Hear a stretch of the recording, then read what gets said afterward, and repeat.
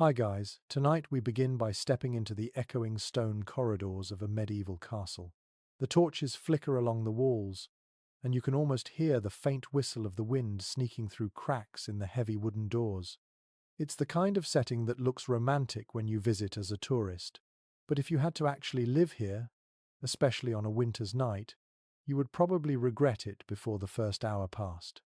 The reality is simple. Castles were freezing. And if you had to sleep inside one, without central heating, insulated windows, or even a decent mattress by modern standards, you'd discover quickly that your biggest enemy wasn't rival knights, it was the cold. You probably won't survive this, at least not without a few tricks. So, before you get comfortable, take a moment to like the video and subscribe, but only if you genuinely enjoy what I do here. And if you're listening right now, post your location and the local time in the comments. I love seeing where in the world people are tuning in from.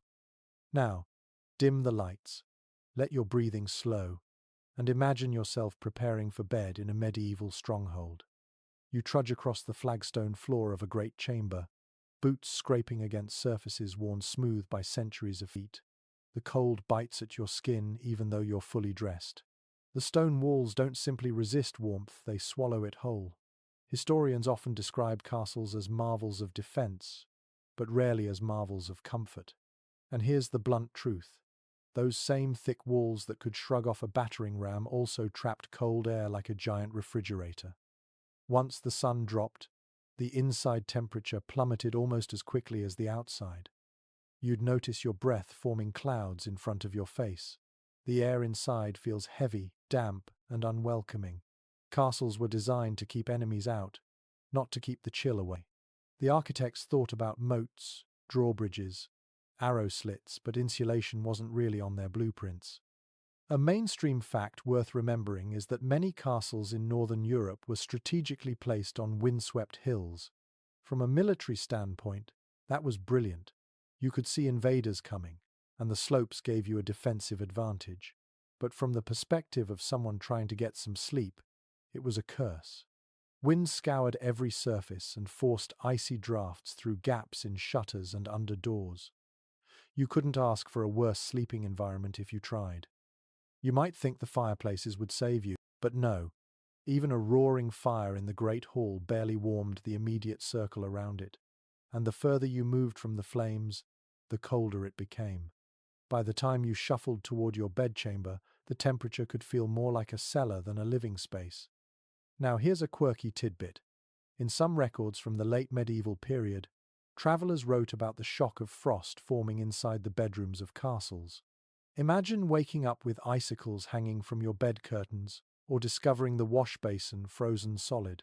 Chroniclers treated this as almost normal, not worth more than a passing mention. If your chamber didn't grow a thin layer of rime on the walls in January, it meant you were in the minority. And yet, despite this, people survived. Somehow, they figured out ways to keep their bodies from becoming popsicles. Part of that survival instinct involved ritual. As night fell, entire households followed patterns meant to trap whatever warmth they could. The castle might be vast, but the focus was always on shrinking the living space at night. Fires were banked, beds were arranged with curtains, clothes were layered until mobility was a secondary concern, and everyone hoped the draft wouldn't be too cruel. You picture yourself walking into a medieval bedchamber. The bed itself is an impressive piece of carpentry, raised high above the floor. That wasn't for style, it was a strategy to escape the coldest layer of air, which always sinks. Even so, the stone radiates chill upward, and your body feels it the moment you climb under the covers. Historians still argue whether castles truly became more comfortable as centuries passed, or whether the myths of cozy, noble life were exaggerated by later storytellers. Some suggest that tapestries and thick draperies genuinely transformed rooms into warmer spaces, while others insist that the cold always won, no matter how much fabric you hung on the walls. The truth probably lies in the middle. Things improved somewhat, but never to the level of real comfort. You lie back in this imagined bed, the wooden frame creaking as straw-stuffed bedding rustles beneath you. Outside, The wind moans against the battlements. The only light is from a small oil lamp guttering near the bedside, and even that feels like it struggles to stay alive. Your toes already begin to ache with the sharp cold, even though you're still wrapped in your daytime clothes. And then the sounds of a castle night filter in. The distant echo of boots on stone as a guard changes watch.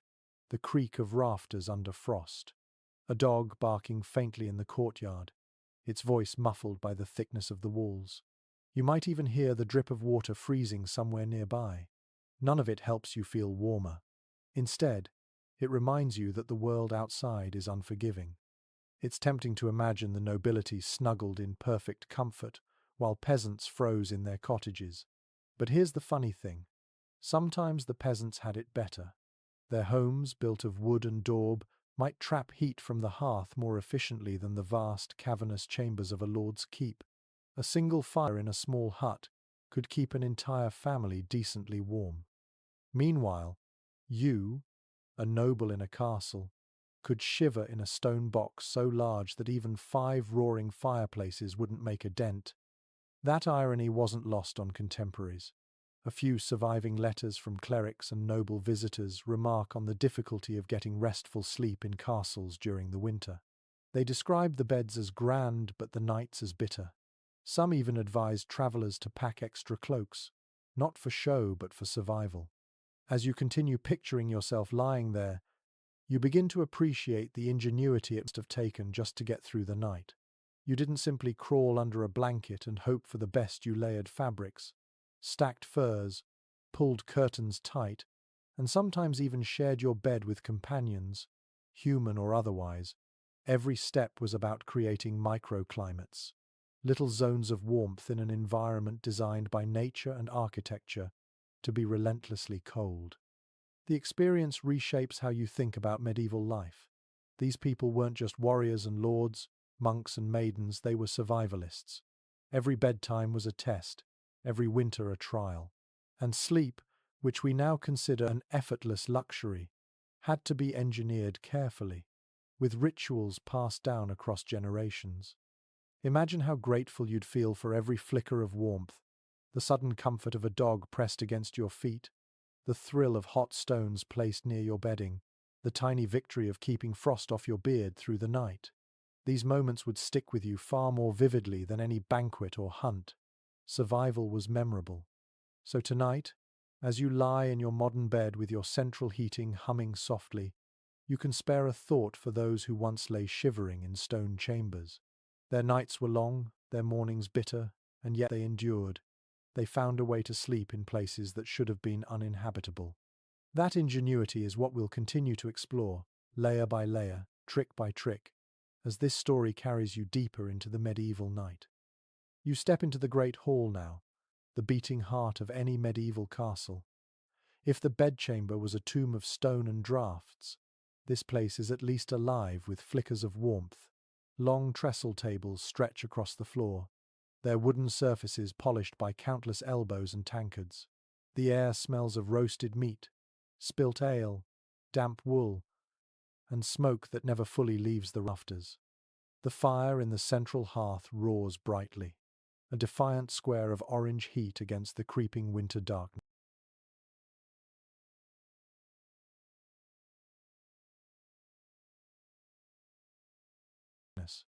This is where the castle felt most alive after sunset. People gathered here not only for food, but also to absorb as much warmth as possible before retreating to their icy chambers. Servants dart back and forth carrying trenchers of bread, jugs of ale, and great platters of steaming pottage. Dogs scavenge underfoot, tails wagging, hoping for scraps. The hall is loud, almost raucous, with laughter, song, and the clattering of knives against plates. For a little while, you forget that outside the wind howls across the battlements and frost is forming on the windows. Here's the plain fact. The Great Hall was the only space in most castles where heating was even remotely successful. A huge open hearth dominated the center or end of the room, and the fire was fed almost constantly in winter. Logs, sometimes entire tree trunks, were hauled in to keep it going. If you had rank, You claimed a seat near it, basking in that golden glow while servants or less fortunate souls shivered along the edges. But here's the catch. Even in this grand room, the heat only travelled so far. The farther you sat from the flames, the colder the air became, until it felt as though the walls themselves breathed out frost. Heat rose upward, trapped in the smoke-stained rafters, while those on the floor wrapped themselves in cloaks and huddled together. In truth, only a lucky few were ever warm, and everyone else pretended to be. One quirky tidbit that chroniclers mention is that feasts sometimes doubled as strategic heating sessions. Nobles scheduled their largest gatherings during the bitter months, knowing that the body heat of hundreds of guests combined with the fire would turn the great hall into something approaching cozy. In some accounts, it's even said that servants were told to stand closer together simply to generate extra warmth. You could say that feasting was as much about survival as it was about merrymaking. But the glow of the hall didn't last. When the feast wound down, the minstrels packed away their instruments, and the guests staggered off to their beds. The fire was eventually allowed to burn low. Embers glowed red, a last stand against the cold, and shadows grew long on the stone walls. That heat you clung to during the evening dissipated quickly. Within an hour or two, the great hall itself would fall back into frigid silence. Imagine yourself now. You're lingering by the fire, unwilling to leave, stretching your hands to soak up every last spark of warmth. Your cheeks glow hot, but the back of your body already feels the cold creeping in, reminding you of what waits upstairs. The smoke stings your eyes and clings to your hair, but you still dread the moment when you have to climb the spiral staircase to your chamber. Historians still debate whether some castles developed more sophisticated heating systems for their great halls. A few argue that vents and flues allowed the warmth to circulate, especially in later centuries. Others suggest this is wishful thinking, pointing out that medieval building technology simply didn't prioritize comfort. The consensus leans toward the harsher truth. The great hall was warm only in the immediate vicinity of the fire and nowhere else. Even the acoustics reminded you that this wasn't a cozy lodge but a cavernous chamber of power. Every laugh echoed, every footstep amplified, until the soundscape itself seemed too large, too cold. And when the hall emptied, the silence became oppressive, like sitting in the belly of a sleeping giant. One of the most telling images is the transition itself, the walk from the great hall to your bedchamber. Picture leaving the golden firelight, stepping into a narrow passage lit by a single torch. The draft hits you instantly, a knife of cold air rushing through arrow slits and unsealed doorways. Your breath fogs again. The warmth you just carried in your bones drains away as though the castle itself is feeding on it. That shift, from one room of temporary comfort to the endless chill beyond, defined medieval nights. Sometimes, nobles lingered so long in the great hall that they practically slept there. A high-backed bench pulled close to the hearth could serve as a makeshift bed, and servants or guards often collapsed near the embers rather than face their chambers. To sleep near the fire was to risk sparks, smoke, and restless noise, but compared to the icy stone above, it was still tempting. Another curious note from the records. Travellers often complained more about the journey from the great hall to the sleeping quarters than the sleep itself. That brief exposure, moving from warmth into cold, was described as a shock to the body. People spoke of shivers lasting all night because of that walk. It's as if the castle itself punished you for daring to think you might be comfortable. The fading glow of the hall was psychological too. You knew that once you left it behind, the night would be long and merciless. The great hall was not just a room, it was a ritual, a gathering of warmth before surrendering to the cold. Every torch put out, every cup drained, was another step toward a shivering ordeal in bed. Even in the flicker of candlelight, you sense how temporary comfort really was.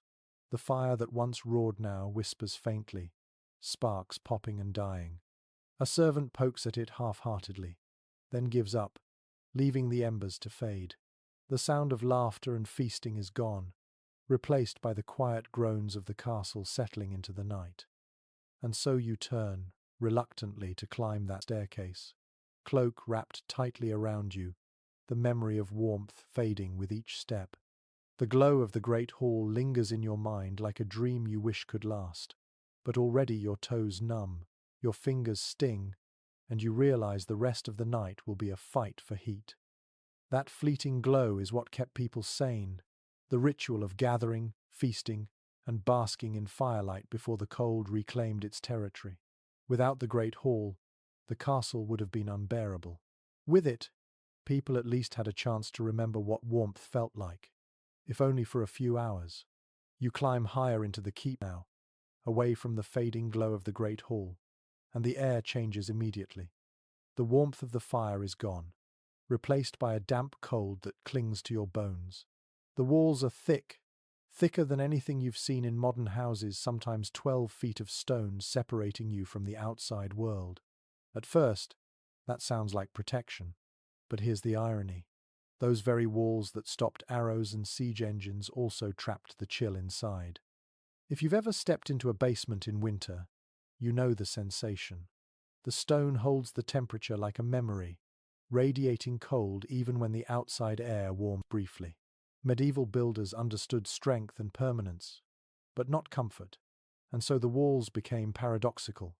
Fortresses against men, but not against the weather. One fact historians agree on is that castles rarely warmed beyond a narrow radius around the hearth. A fire blazed, smoke curled upward, but step just 10 feet away, and you were already in an icebox again.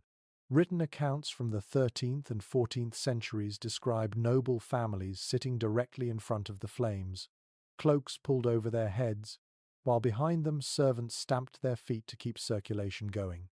The fire created a bubble of tolerable heat, but the stone around it refused to yield. Now, a curious note from travelers' journals. Some complained that the walls themselves sweated. Moisture condensed on the cold stone and ran down in streaks, making chambers damp and unpleasant. Imagine lying in bed and hearing tiny drips hitting the floor beside you all night long. Not exactly the lullaby you wanted. In some seasons, moss even grew on the interior surfaces. So yes, you lived inside a castle, but at times it resembled more of a cave. Modern scholars still wrestle with the question of whether tapestries and hangings really made much difference.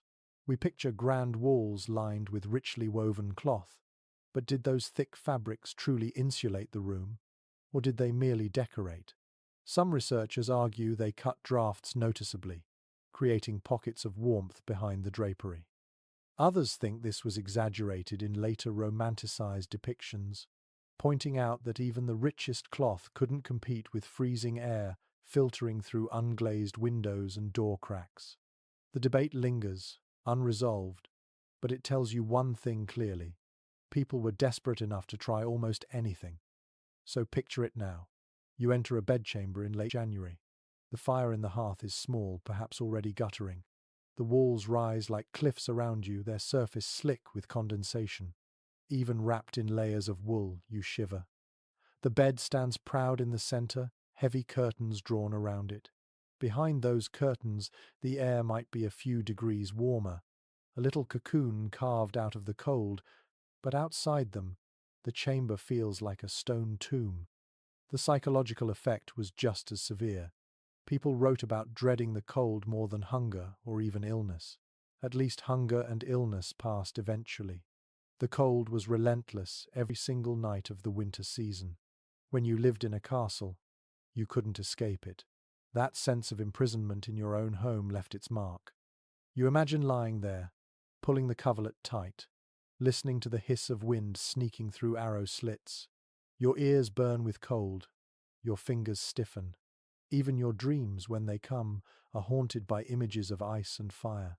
The stone walls surround you not like a protective shield, but like a refrigerator that never switches off. And here's where your perspective shifts.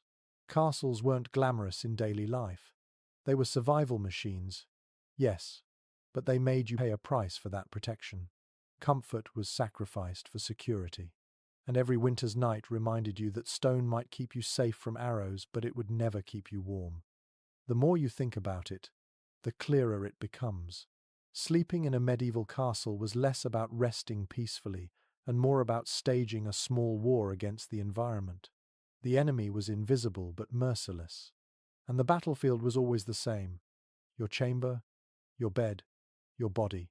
You shuffle across the chamber floor, and instead of carpets or polished wood, your boots crunch against something far humbler: rushes strewn across the stone. These weren't just decoration.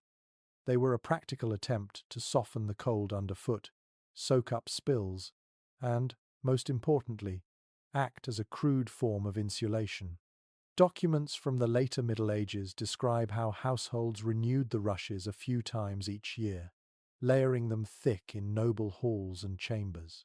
When freshly laid, they smelled faintly of the outdoors, grassy, earthy, almost pleasant. For a little while, you might feel as though a part of summer had been carried inside.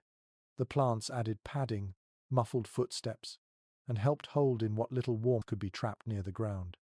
But the charm didn't last. Over time, the rushes grew foul. Food scraps, spilled ale, and stray bones from the feast lodged themselves within. Mice and insects treated the floor as their playground. If you're picturing a cozy, natural carpet, think again. By the end of winter, the rushes could be so filthy that one French moralist complained it was like sleeping in a midden. What strikes you as fascinating is how these rushes worked double duty. Yes, they trapped a thin layer of warmth, but they also absorbed moisture from the damp stone. In a castle where condensation dripped constantly from the walls, this mattered. Otherwise, every step would have been across slick stone and puddles of freezing water. A peculiar aside appears in some English household accounts. Herbs such as lavender, rosemary, or meadowsweet were sometimes sprinkled among the rushes. The idea was partly practical: strong-smelling plants disguised odors from rotting scraps, but it also provided a whiff of comfort in rooms otherwise thick with smoke and damp. Imagine settling into bed and catching a faint note of lavender beneath the overwhelming scent of wet wool and wood smoke. It wouldn't make you warmer, but it might make the night a little more bearable. There's an ongoing debate among architectural historians about just how effective these rushes really were. Some argue they genuinely provided warmth by creating an insulating mat between human feet and icy stone. Others dismiss them as largely symbolic gestures of order and cleanliness, pointing out that most of the heat loss came from walls and ceilings anyway. The evidence is patchy, and so the question lingers: were the rushes a true medieval technology of warmth, or simply a messy habit disguised as tradition? You picture yourself now, lying in bed while a servant finishes scattering new rushes across the chamber. They crunch softly underfoot, releasing faint aromas as they're trampled down. For a fleeting moment, the room feels cleaner, almost civilized, but you know that by morning, the rushes will already have absorbed the dampness, and the cycle of decay will begin again. Think of the sensory overload of such a bedroom. Beneath your sheets, you might feel the comfort of wool or fur, but rising around you is the musty smell of old rushes, the sharp tang of herbs, and the omnipresent smoke clinging to your clothes. The floor rustles as mice scurry in search of crumbs. Every detail reminds you that survival, not luxury, defined your sleep. Yet there's a kind of ingenuity in it too. These people used the simplest materials: plants gathered from riverbanks and fields, and turned them into tools for enduring the long winter. They didn't think in terms of carpets or insulation. They thought in terms of whatever could keep the chill a fraction further away. So as you rest your head in this imagined chamber, you realize that even the floor beneath you was part of the nightly battle against the cold. Stone was the enemy, rushes were the fragile shield, and every morning began with the question: how long until these too betrayed you with dampness and decay? You sit on the edge of the bed now, running your fingers across the layers of cloth piled high. If there was one medieval survival secret against the night chill, it was fabric. Wool, linen, and fur became the weapons of choice, wrapped and layered until you resembled a cocoon rather than a sleeper. Records from household inventories make it clear just how central textiles were to medieval life. Linen sheets were considered the baseline, smooth and cool against the skin, though far less insulating than what came on top. Over that came thick woolen blankets, heavy enough that some people compared them to the weight of a hound. And if you had the wealth, you added fur coverlets, fox, sable, or even bear. Nobles invested fortunes into such bedding not only for show, but because without it, winter nights could be lethal. But there's an amusing observation buried in the sources. Servants sometimes joked that their masters couldn't move once they were tucked in. So many layers pinned them down that turning over required a monumental effort. Imagine being swaddled in 5 or 6 heavy blankets, so tightly tucked that you either lay still or risked pulling the covers off and freezing. Warmth came at the cost of mobility, a trade-off most were willing to make. Fur deserves special attention. Beyond luxury, it was genuinely practical. Arctic fox pelts, marten skins, and sheepskin all provided dense warmth. One chronicler describes a noblewoman in Burgundy who refused to travel without her ermine-lined bed covers, even in summer, because she feared catching chills at night. To us it sounds absurd, but in an age where drafts sliced through every room, paranoia about cold was entirely rational. A strange custom pops up in certain households. Some people believed sleeping under too much linen was unhealthy, because linen was thought to draw out the body's heat. To balance this, they deliberately layered wool or fur above and below, creating what we might call a textile sandwich. The idea was that linen cooled, wool heated, and fur trapped it all in. Whether the theory worked scientifically is doubtful, but it shows how people mixed folklore with practical comfort. Scholars continue to puzzle over the social meaning of these textiles. Was fur really about survival, or was it mostly status signaling? On one hand, inventories prove that wealthy nobles collected enormous numbers of fur coverlets. On the other hand, poor families survived without them, relying on coarse wool instead. Some historians argue that furs were primarily symbols of power and rank, while others maintain they were a crucial necessity in drafty castles. The truth likely sat somewhere in between. They were both life-saving tools and markers of prestige. Now imagine yourself beneath these layers. The wool itches faintly against your skin, rougher than modern textiles. Above that, the fur feels dense and almost suffocating, but at least it keeps the cold at bay. The blankets press you into the straw mattress with their sheer weight. You shift, but only slightly. Any bigger movement would invite icy air into the cocoon. Your breath warms the space around your face, while the rest of you relies entirely on the barrier of cloth. The silence of the room amplifies every sensation: the rustle of linen, the coarse scratch of wool, the faint musky odor of animal pelts. There's something intimate and primal about it. You are wrapped in the skins and fibers of the natural world, every thread and hair a reminder that survival depends on turning the environment itself into armor. And in that thought lies the essence of medieval sleep. To rest was to build a fortress inside a fortress, not with battlements and moats, but with sheets and furs. Each night you barricaded yourself against the cold with whatever textiles you could muster.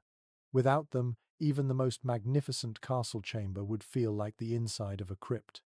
So as you lie there in this imagined cocoon, you begin to understand the nightly ritual. Gather layers, weigh yourself down, and hope they hold until morning. The cold might rattle the shutters, creep through the stones and swirl around your bed, but inside the fortress of fabric, you stood a fighting chance.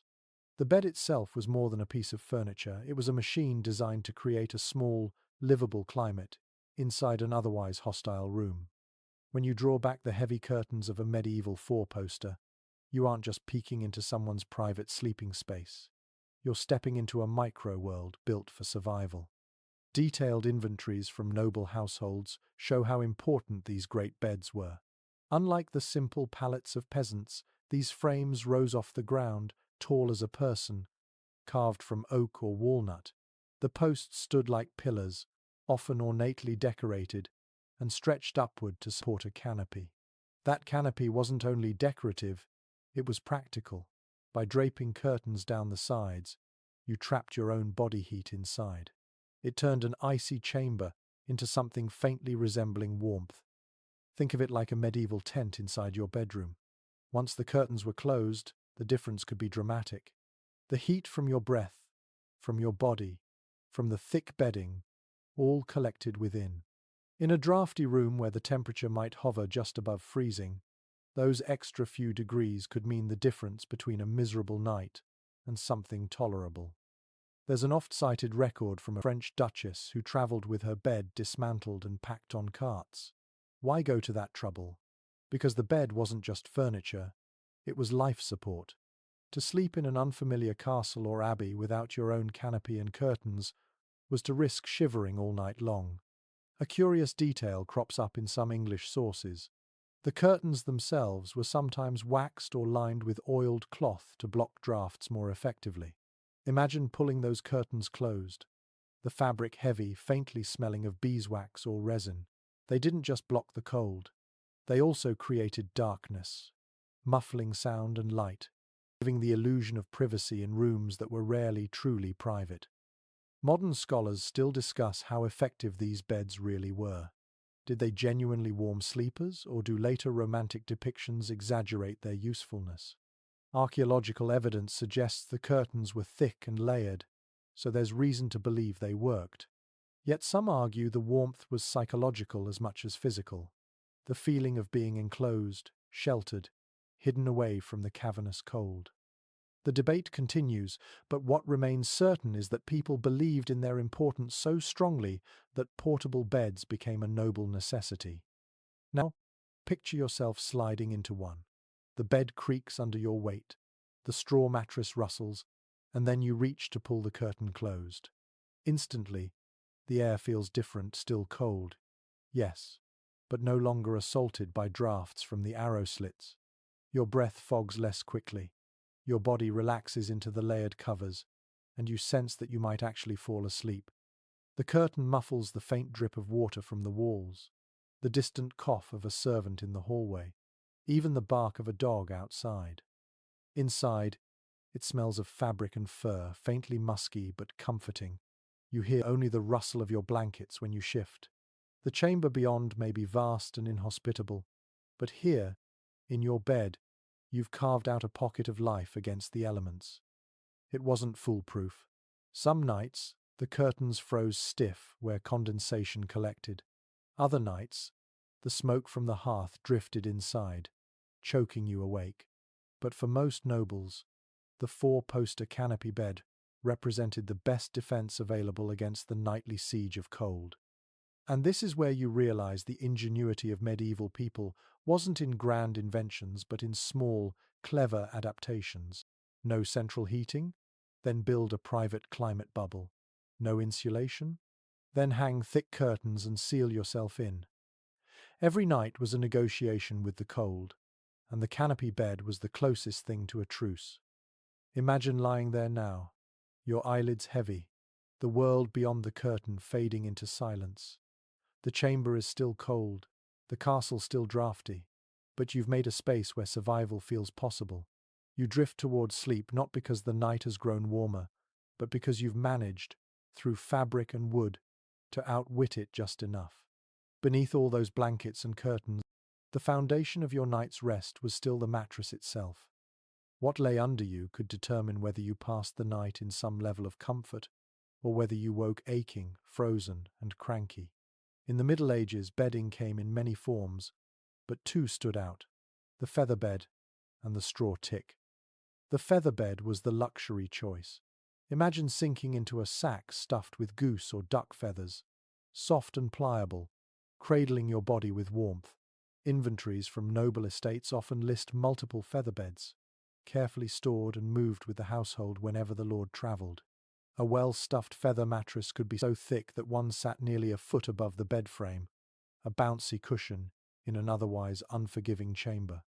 Families prized them, guarded them, and passed them down as treasured possessions. They weren't simply comfortable, they were symbols of status. But here's a twist. Feather beds could also become suffocatingly hot, trapping body heat until sleepers woke drenched in sweat, even in winter. One amusing complaint survives from a 15th century letter where a guest moaned that his host's bed swallowed him like a goose in a pot. Too many feathers meant you sank too deep, and instead of gently cushioned sleep, you spent the night struggling to crawl back to the surface. For most people, though, the reality was a straw tick, a large sack filled with straw, hay, or reeds, stuffed until it formed a crude mattress. Peasants used them, soldiers used them, and even castles filled their lesser chambers with them. They were cheap, easy to refill, and moderately effective at lifting you off the icy floor. But straw came with its own curses. It flattened quickly, poked through the cloth, and often harbored fleas. Households had to beat the bed regularly, literally whacking and shaking the straw sack to fluff it up and drive out vermin. By morning, your body might itch from straw scratches, but at least you'd survived the night. Contemporary sources note a strange detail. Some people mixed herbs into the straw, not only to sweeten the smell, but also to ward off pests. Lavender, mint, or pennyroyal might be tossed in, leaving a faint fragrance that masked the sour odor of damp hay. If you've ever slept on a straw-stuffed mattress, you know the smell never quite leaves. It lingers, earthy and musty, seeping into clothes and hair. Researchers still debate just how common featherbeds really were. Some argue they were rare luxuries reserved for the very top tier of society. Others point to records showing middling households owning at least one featherbed, suggesting they were more widespread than assumed. The disagreement comes down to patchy evidence, but what it reveals is that sleeping surfaces mattered deeply enough to be meticulously recorded. Imagine yourself lying down on a straw tick in a drafty chamber. The sack rustles beneath you, uneven lumps pressing against your back. Each shift releases a puff of grassy scent, mixed with the faint sharpness of herbs. You hear the tiny scurry of mice somewhere within the rushes on the floor, and you wonder if they'll pay you a visit. The blankets above press heavy, but the straw below reminds you that comfort, in this age, was never guaranteed. Now picture the alternative: a feather bed in a noble room. You sink deep into the softness, your body embraced by down. It feels heavenly until the warmth grows stifling, the feathers shift, and you roll into a hollow that cradles you a little too tightly.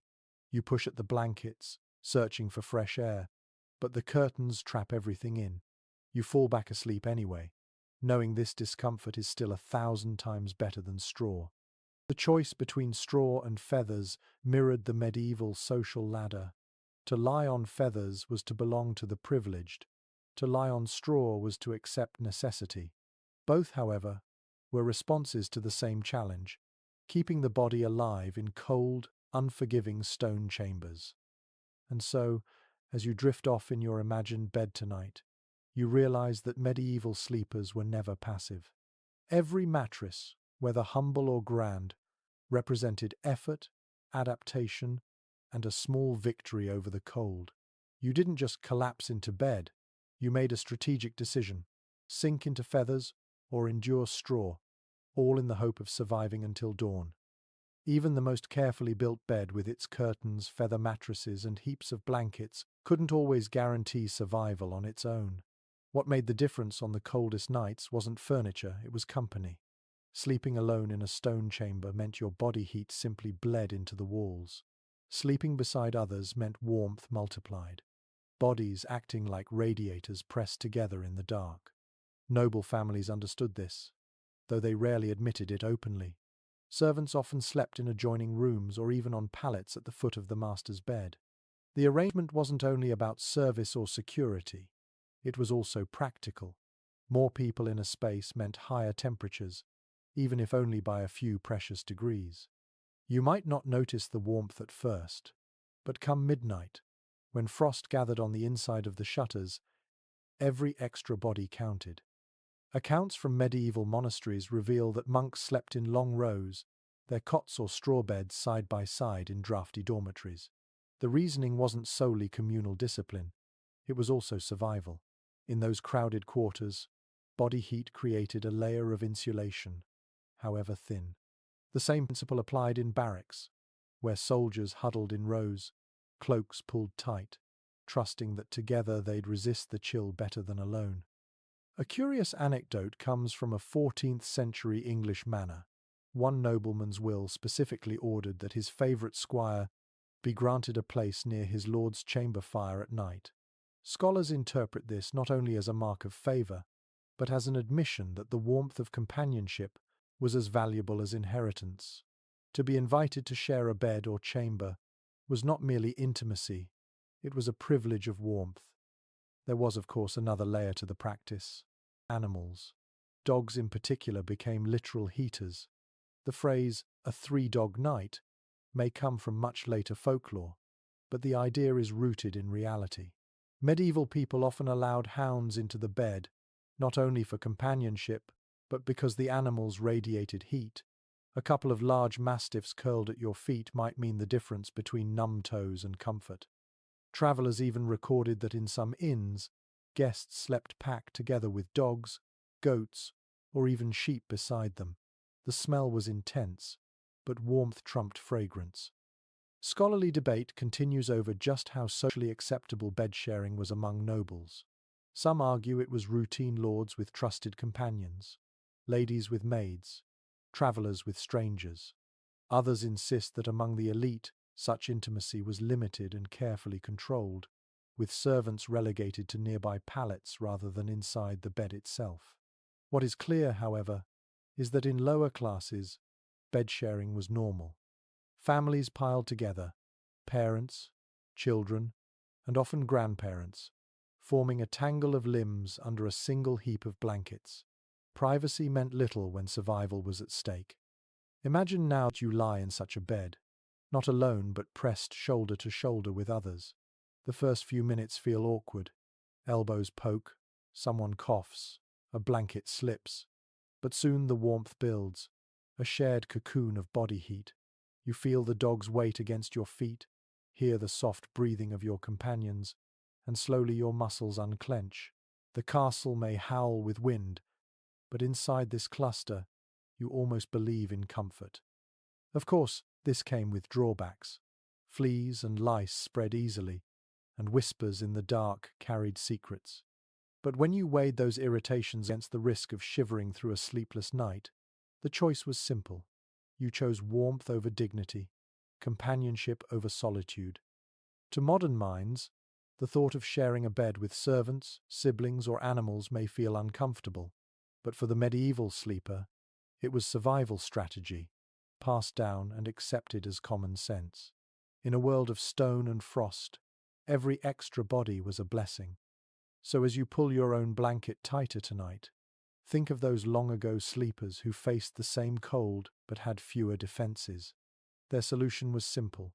Share what warmth you had, and hope the night would be merciful. Imagine blowing out your candle and settling under the covers. It isn't just the blankets or the bed curtains that keep you alive tonight, it's also what you're wearing. Unlike the modern custom of slipping into pajamas or even nothing at all, medieval people often went to sleep nearly as bundled up as they were by day. Clothing itself became part of the insulation system.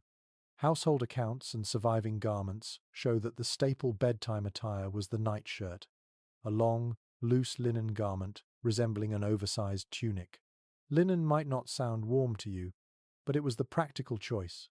Easy to launder compared to wool, relatively smooth against the skin, and breathable.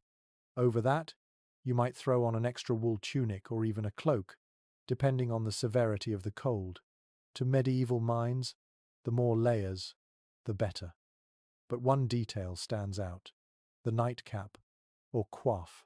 These were small cloth caps tied under the chin or simply pulled snugly over the head. Why such an emphasis on covering the skull? Because it was widely believed quite sensibly that most body heat escaped through the head. A medieval sleeper without a coif was like a knight without armor, dangerously exposed. Illuminated manuscripts even show figures tucked into bed with their heads neatly wrapped, looking more like they're ready for travel than for dreams. The nightshirt itself could vary in length. Poor families wore what they had, often their under-tunic repurposed for sleeping. Wealthier nobles commissioned nightwear embroidered with fine thread or edged in fur. Some ladies even had sleeping hoods that trailed with ribbons, though one suspects those were impractical in reality. Whatever the style, the principle was clear: cover everything you could.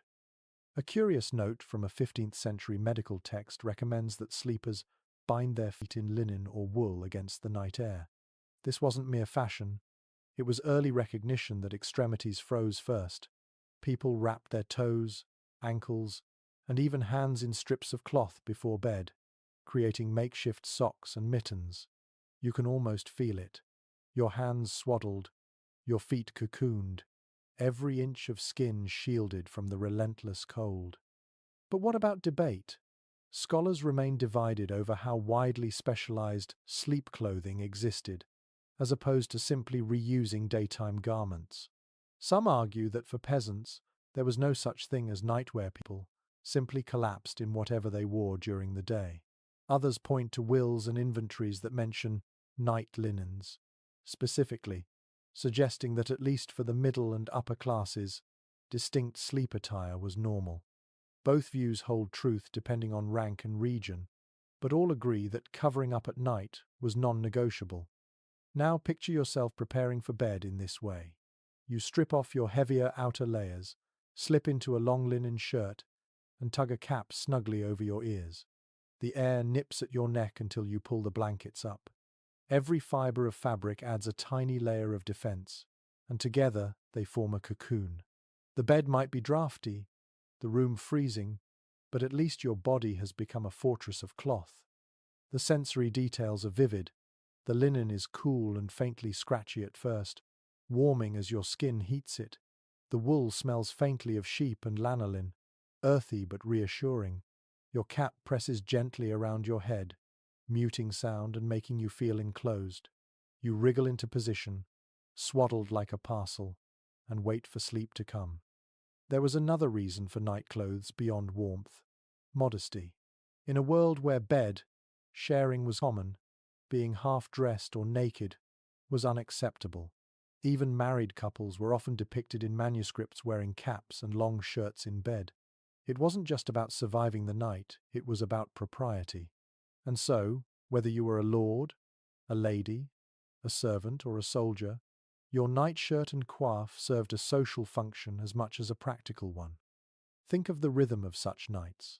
The ritual of dressing not down but up, layering more cloth, tying knots, and smoothing wrinkles before extinguishing the light. In our modern sense, nightwear is associated with relaxation. For the medieval sleeper, it was armor against the elements.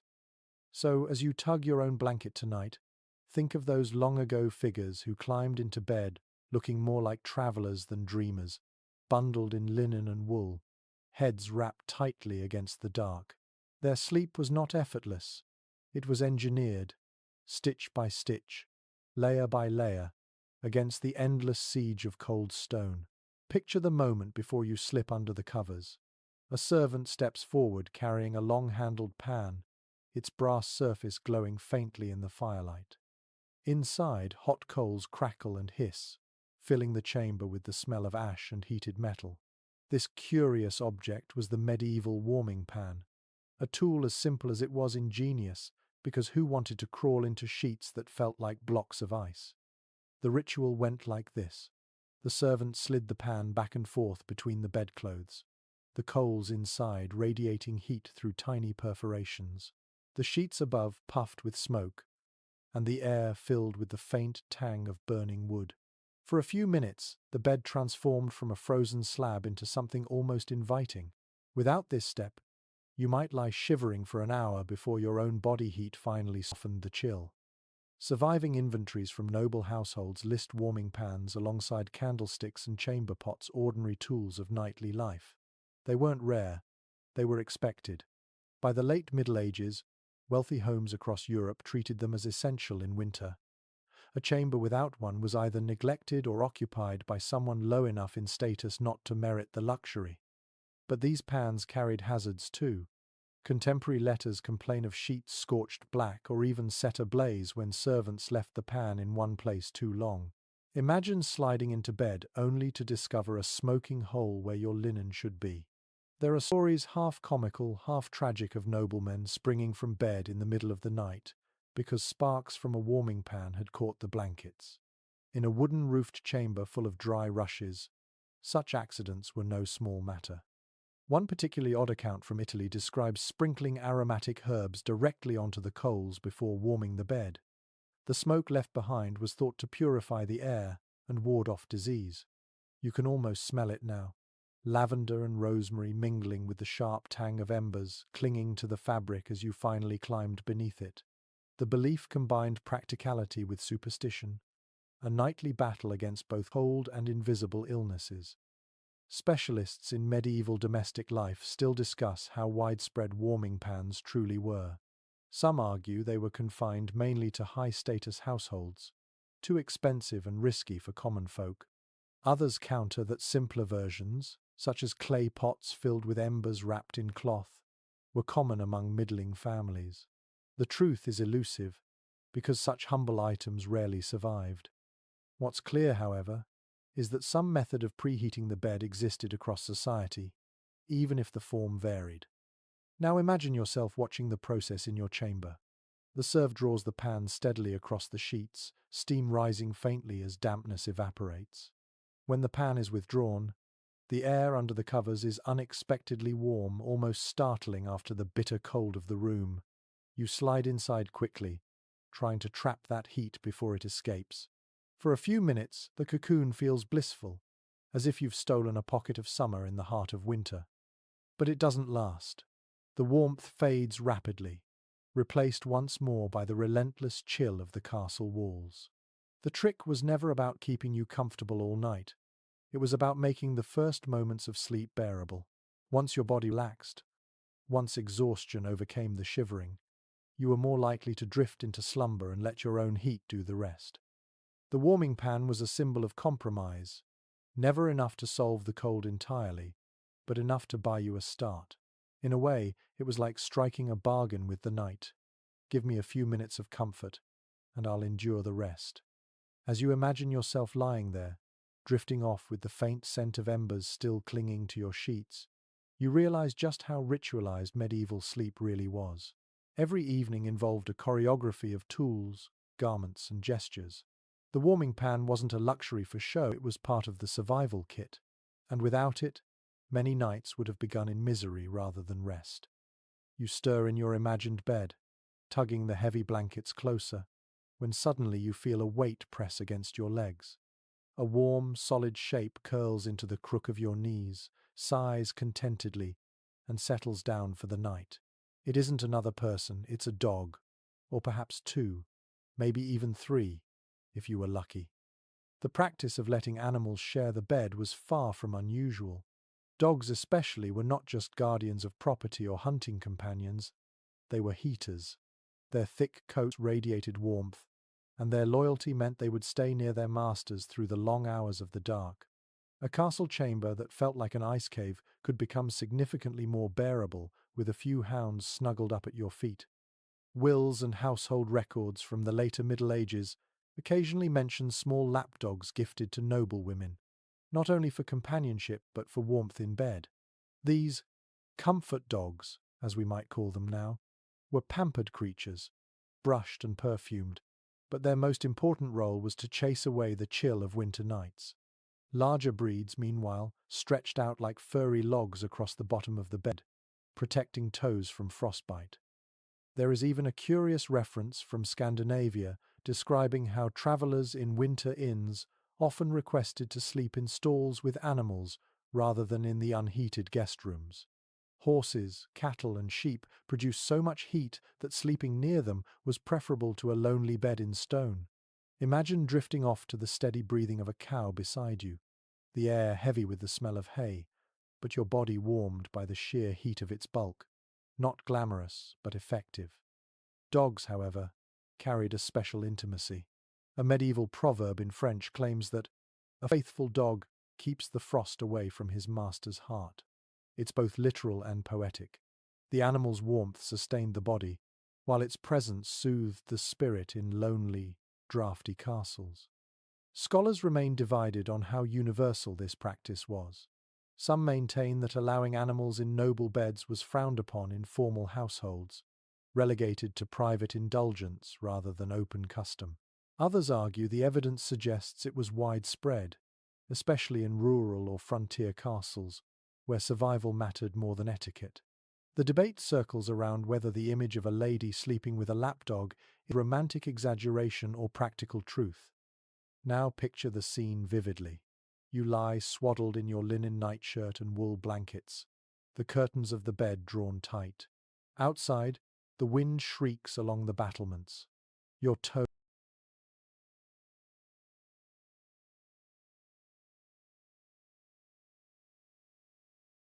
ache with cold until, suddenly, you feel the warmth of a hound pressed against them. Its fur is coarse, its body solid, and though it carries the scent of the hunt and the outdoors, you welcome it without hesitation. Another dog curls at your side, and soon you are cocooned not just in cloth but in living heat. The chamber may still be icy, but inside the bed, the world is transformed. Of course, this came with inconveniences. Dogs shed hair, dragged in dirt, and sometimes gnawed on bones hidden under the covers. Insects travelled with them, spreading to their human companions. And yet the trade-off was worth it. Better fleas than frostbite, better a dirty blanket than a night without sleep. The sensory mix is unforgettable. The earthy smell of dog fur, the faint smoke clinging to your clothes, the heavy press of blankets, and underneath it all the steady rhythm of another creature's breathing. It's no wonder people spoke of their animals with affection bordering on reverence. To share warmth was to share survival. The image of the three-dog night, though a phrase coined much later, captures the essence of medieval sleeping habits. One dog meant manageable cold, two meant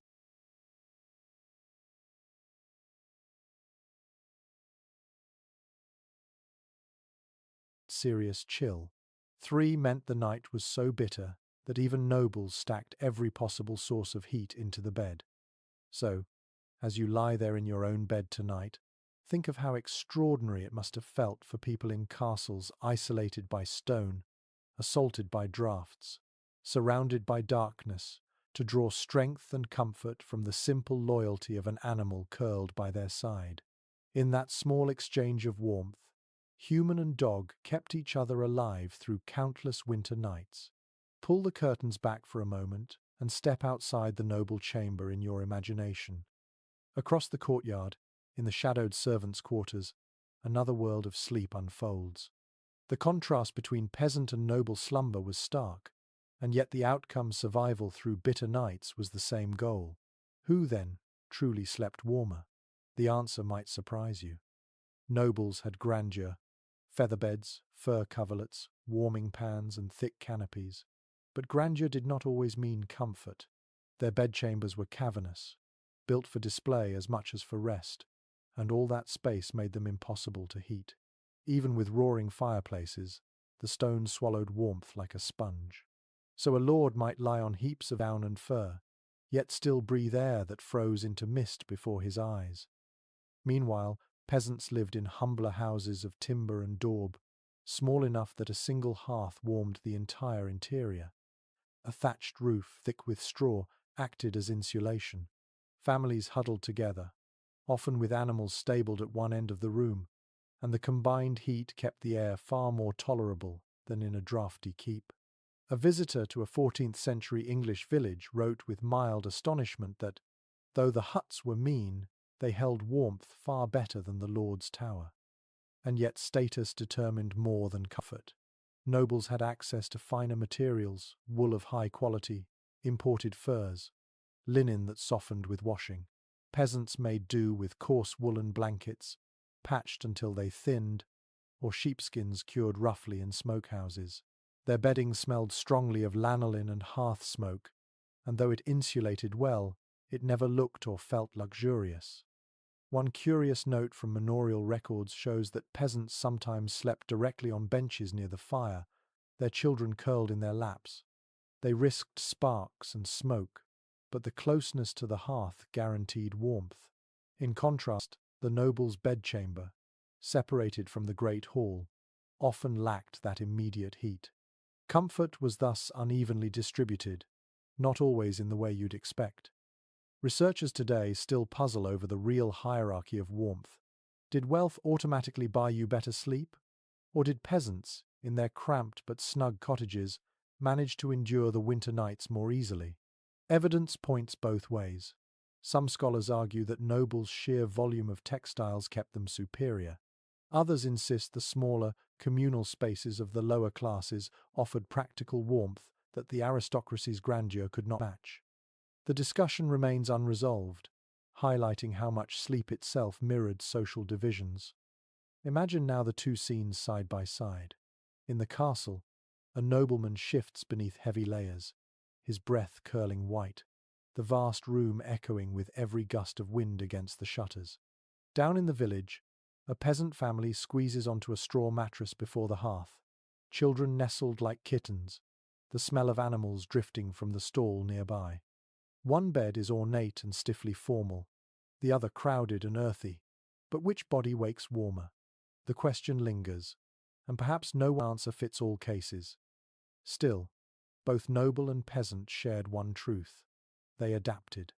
Survival in the medieval night was not about absolute comfort, but about learning to live with hardship, reshaping homes and habits until rest became possible.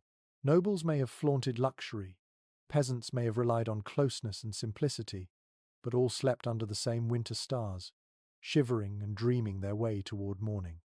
As you drift in your own warm bed tonight, you can sense the irony. Status determined the trappings, but not always the quality, of medieval sleep. Sometimes the humblest hut held more genuine warmth than the grandest hall. You might think that once a bed was established in a noble chamber, it never moved. After all, these beds were massive objects, heavy with carved posts and curtains. But in practice, families often shifted where they slept according to the season. Bedrooms were not fixed, timeless sanctuaries. They were flexible spaces, chosen for their relationship to sunlight, fire, and wind.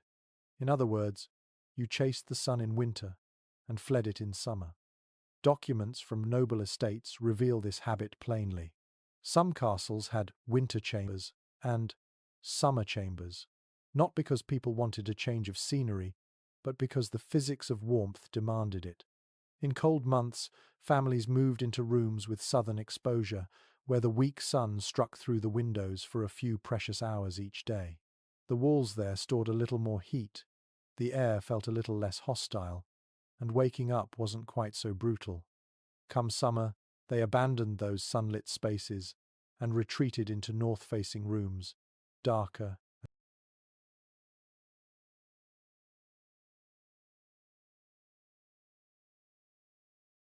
and cooler. There is a well-documented example in the accounts of Edward IV's household, where entire beds and furnishings were moved seasonally. Servants carried feather beds, linens, and tapestries from one chamber to another, creating temporary nests wherever the king chose to rest. It was a logistical ordeal, but for those living in stone palaces, mobility was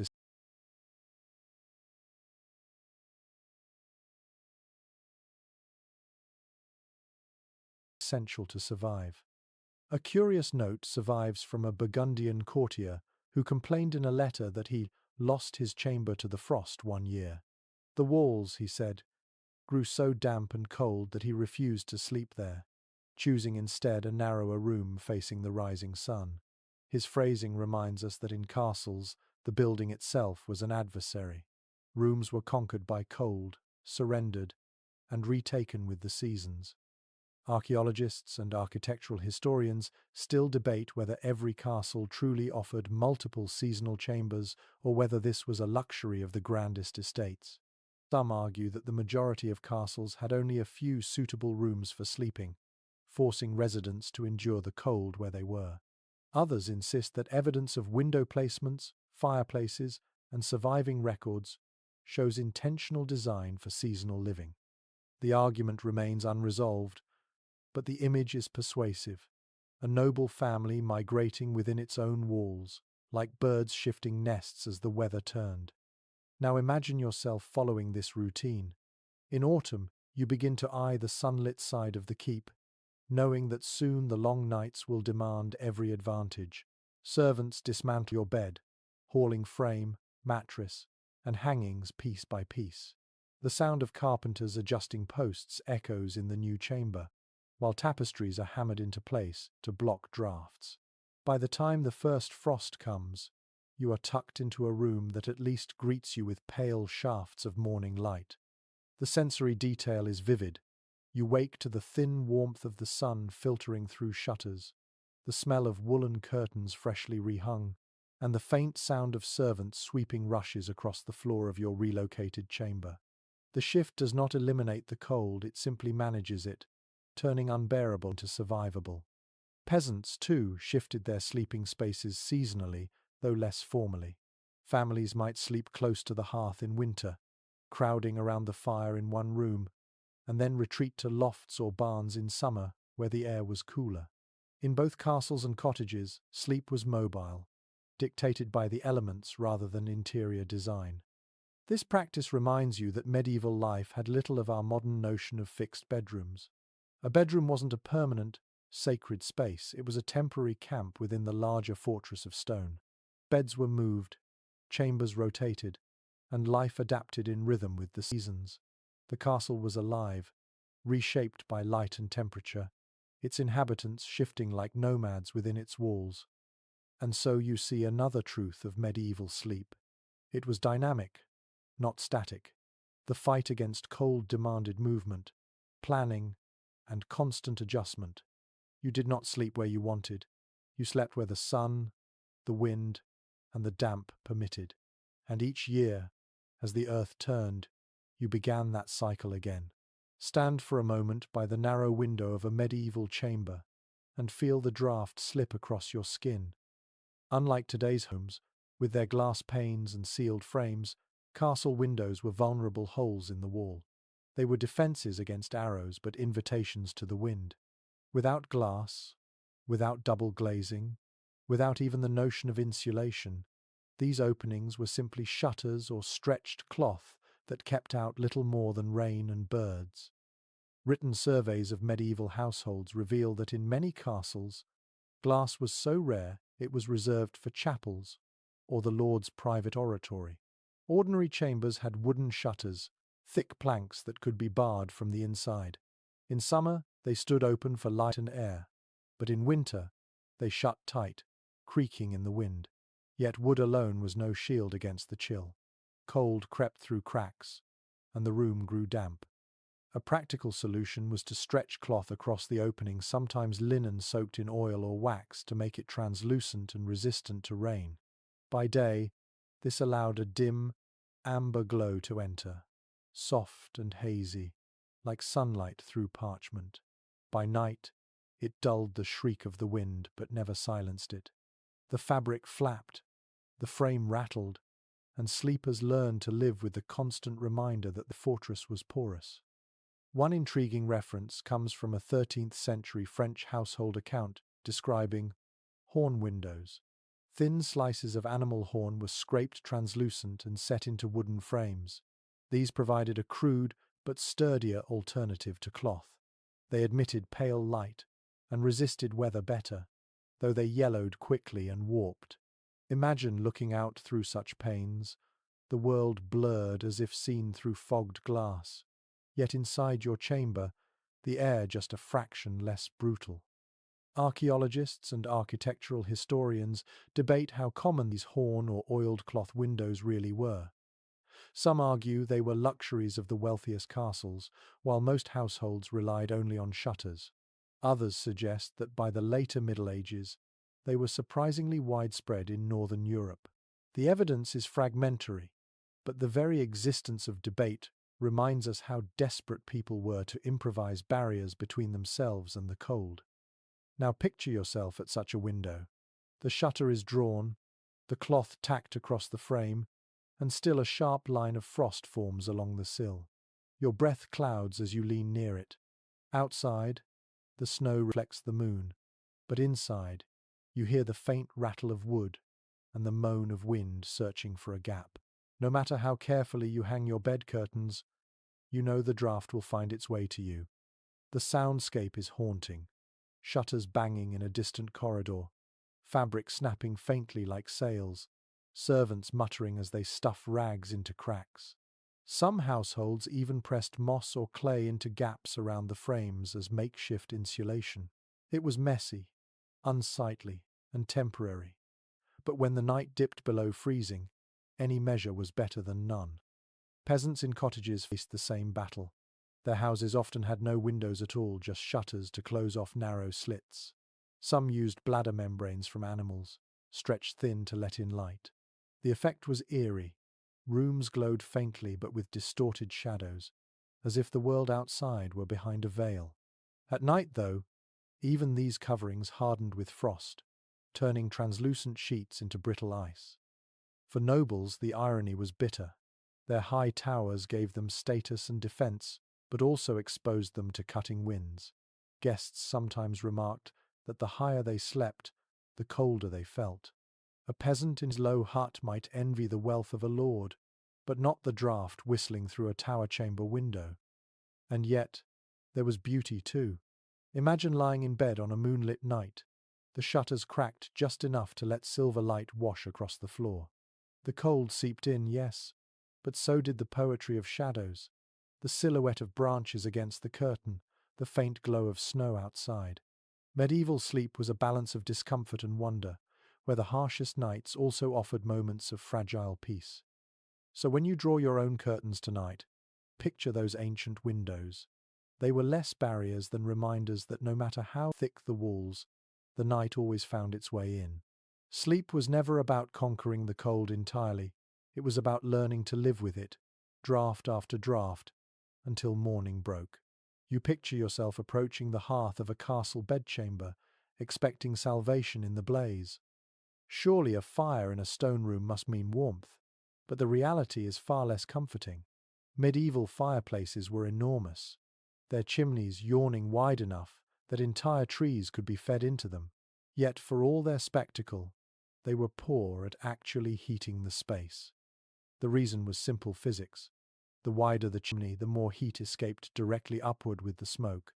Flames roared, sparks danced, logs collapsed into glowing embers, and yet step more than a few paces away, and your breath still misted in the air. The fire created a bright oasis of heat in its immediate circle, but beyond that, the castle chamber remained bitterly cold. Household records emphasize how much wood this demanded. A single winter week in a large castle might consume entire wagon loads of timber. Forest management became a constant concern, not just for construction but for fuel. One lord in France complained bitterly in his letters that keeping his great hall warm had emptied the woods faster than any war. Fires devoured resources, yet rarely provided the comfort one imagined. There are amusing accounts too. Guests sometimes joked that noble fireplaces were big enough to roast an ox but too weak to warm a man. The exaggeration rings true. These hearths provided spectacle, light, and a sense of majesty, but little real relief against the unrelenting chill of stone walls. Some households experimented with placing iron firebacks behind the flames, reflecting heat into the room. Others lined hearths with tiles to store warmth a little longer, but these measures were partial solutions, tinkering against a problem too large to conquer fully. A blazing fire might keep your feet warm if you sat right in front of it, but your back remained icy, and your bed across the room might as well have been outdoors. Scholars still dispute how effective castle fireplaces truly were. Some argue they provided meaningful warmth when combined with hangings and heavy furniture, creating a layered system of heat retention. Others contend they were almost symbolic, more about status and ritual than comfort, since most of the energy vanished up the chimney. The truth likely varied from castle to castle, depending on resources, design, and climate. Now imagine yourself in such a room. The fire crackles loudly, spitting sparks onto the hearthstones. Smoke curls upward, leaving a faint tang in the air. Your face feels flushed, prickling with warmth, but your shoulders remain cold. You shuffle closer, holding out your hands, until you nearly singe your sleeves.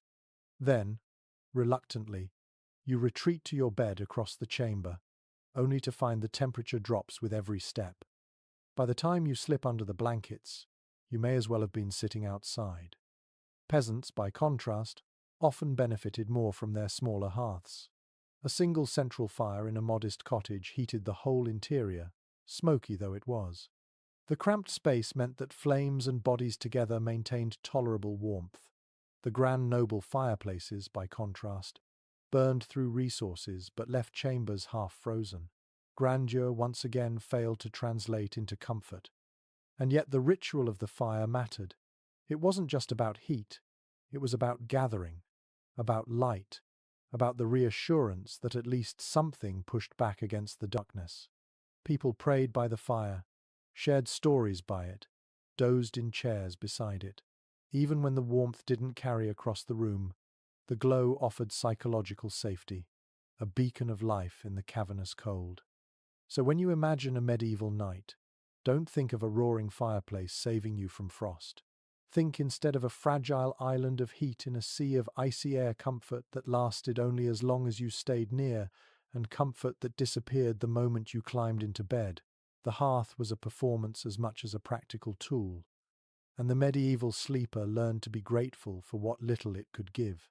You lean closer to that glowing fireplace, and for a fleeting moment it feels safe.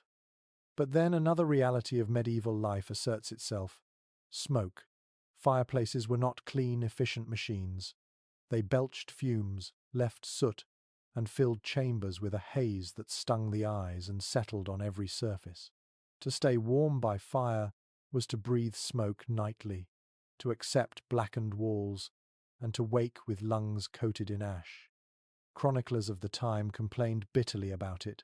One monk in northern England noted that his cell grew so coated with soot from the hearth that he coughed more than he prayed. Even nobles weren't immune. Court records mention women lamenting ruined gowns and linens discolored by constant smoke exposure. A newly cleaned tapestry might turn grey within a single winter.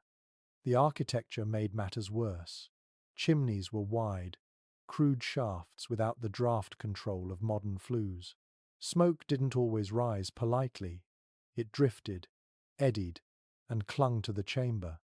If the wind blew the wrong direction, it poured back into the room, leaving everyone inside coughing. Imagine trying to fall asleep while smoke burned your throat and your eyes watered. A curious observation from travelers' notes is that some people deliberately smeared their walls with lime or clay, not only to brighten interiors, but to hide the streaks of soot. The black residue never truly left, but at least the illusion of cleanliness could be restored for a little while. The smell, however, was permanent, a mixture of charred wood, damp stone, and burned wool that clung to bedding and clothes. Scholars remain divided over just how tolerable these smoky rooms were. Some argue that medieval people simply adapted. Their bodies and expectations hardened to it. Others insist that even contemporaries recognized the health toll, pointing to repeated complaints in medical treatises about choked air and blackened lungs. Perhaps both are true. People endured because they had no choice, but they never stopped grumbling about it. Now imagine yourself lying in bed after such a night. Your hair smells of smoke, your blankets hold the acrid tang of ash, and when you cough, you taste bitterness on your tongue. The bed curtains trap some of it inside, so even your tiny cocoon carries the ghost of the fire. Your chamber may have been warmer than before, but it came at the cost of fresh air. Peasants fared no better.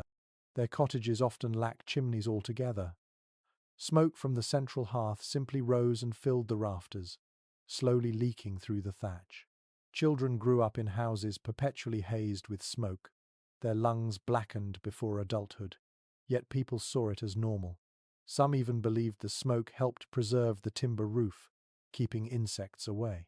Survival and superstition blended together in every breath. The sensory experience was overwhelming.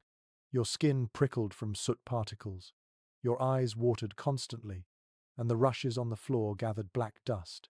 Servants swept endlessly, though the effort felt futile. Every winter was the same: a battle against smoke, a battle against cold, and the knowledge that you couldn't win one without worsening the other. And yet, despite the discomfort, fire was non-negotiable. No one could survive a castle winter without it, so people made their peace. They hung smoky tapestries proudly. They endured coughing fits. They scrubbed soot from their faces each morning. Warmth demanded sacrifice, and the sacrifice was clean air. So, as you lie in your modern bed tonight, breathing comfortably without thought, consider how extraordinary such luxury is. For medieval sleepers, every warm night meant another smoky morning. Their dreams were steeped in the scent of burning wood. Their lives lived in the shadow of soot. When the fire dimmed and the night stretched on, the only glow left in a medieval chamber often came from a candle. You might imagine this delicate flame as decoration, a touch of ambience, but for many sleepers, the candle was also a source of fragile warmth. A single wick couldn't heat a whole room, of course, but in a world where every flicker counted, even the faintest contribution mattered. Candles in the Middle Ages came in many forms. Wealthy households burned beeswax, which gave a clean, bright flame and filled the air with a faint honeyed scent. These were expensive, reserved for chapels, ceremonies, or noble chambers. More commonly, people used tallow candles, made from rendered animal fat. These smoked, sputtered, and reeked of grease. Imagine drifting off to sleep while the acrid odor of burning tallow thickened the air, mingling with the damp of stone and the musk of wool. Yet candles weren't only light, they generated a surprising amount of heat close by. Place one near your bed curtain, and you might notice the fabric warming slightly to the touch. Some households arranged several candles together on stands, creating clusters of flames that offered both illumination and a pocket of warmth. It was hardly central heating, but it softened the edge of the cold in the immediate circle around them. A curious anecdote survives from a 14th century letter describing how a noblewoman demanded 12 candles in her chamber at once, on winter nights, insisting that only then could she rest. The servants grumbled at the extravagance, but her request reveals a truth. People used light as a substitute heater, even when the effect was marginal. The hazards were obvious. Candle flames toppled easily, and bed curtains, rich with wool and linen, were dangerously flammable.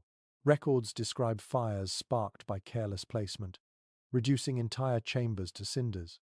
One particularly grim tale from Germany tells of a squire who dozed off with a candle on the bed rail. He awoke to find his blankets aflame and barely escaped with his life. The servants blamed him for recklessness, but the real culprit was necessity. He had wanted a sliver of warmth too close at hand. Scholars still discuss whether medieval people understood the dangers fully, or whether the routine use of candles bred complacency. Some argue that inventories of charred textiles show that accidents were common but accepted. Others believe the wealthy minimized risk by assigning servants to monitor the lights deep into the night. Whatever the case, the balance between danger and comfort was constant. Now picture yourself in such a chamber. The fire in the hearth has dwindled to embers, leaving only shadows crawling up the walls. A single candle burns on a wooden stand near your bed. Its glow is soft and golden, casting a halo that reaches your hands as you pull the covers tighter. The faint warmth radiates just enough that your face feels less icy. The flame flickers, wax drips steadily down the side, and the smell of smoke hangs faintly in the air. Outside your curtain, the rest of the room vanishes into darkness. You listen to the subtle sounds, the quiet pop of the wick, the sigh of wind against the shutters, the soft drip of wax landing on metal.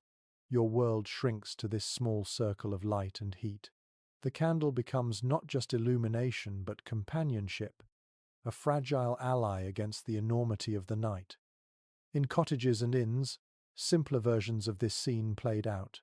Travellers placed rushlights, cheap reeds dipped in fat beside their straw pallets. These burned quickly and unevenly, hissing and spitting, but their faint glow provided reassurance. Parents lit small lamps near children to chase away both cold and fear. Even monks, who prized austerity, allowed lamps to burn in dormitories, citing both safety and necessity. The sensory mixture was unforgettable. The air smelled of melted fat and smoke, the walls streaked with soot from months of burning, the bedclothes stained where wax had splattered. Yet people accepted these imperfections. In the harshest winter, The candle was more than decoration, it was survival. So, as you drift under your own clean electric light tonight, imagine the precarious flicker of a medieval flame. It warmed just enough to trick the body into rest, and it risked disaster with every spark. Sleep in the Middle Ages was never free from tension, even in the smallest details. To close your eyes was to trust that your fragile flame would burn through the night without turning warmth into ruin. If you step away from noble chambers and into communal quarters, you find another side of medieval sleep, the collective dormitory. Not everyone had the privilege of heavy curtains, featherbeds, and private servants. Monks, soldiers, apprentices, and servants often slept in shared spaces where the emphasis was less on luxury and more on endurance. Take the monastery as an example. Monastic rules prescribed that brothers live simply, which meant their dormitories were vast halls lined with rows of beds or pallets. The stone floor stretched endlessly, broken only by narrow windows high above. Each monk had his own small cot or straw mattress, sometimes little more than a wooden plank with a thin pad. The beds were positioned side by side, so close that one monk could hear the breathing of the next.